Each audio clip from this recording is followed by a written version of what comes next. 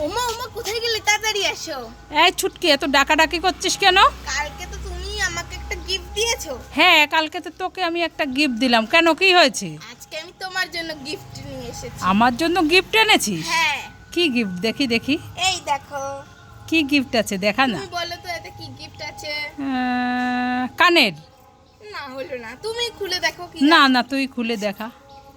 চোখ বন্ধ করো, হাত পাতো। হার এনেছিস নাকি? না, তুমি হাত পাতো না।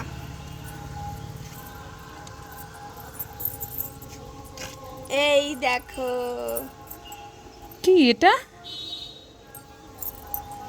নূপুর। হ্যাঁ, কাল তো তোকেই আমি নূপুর দিলাম।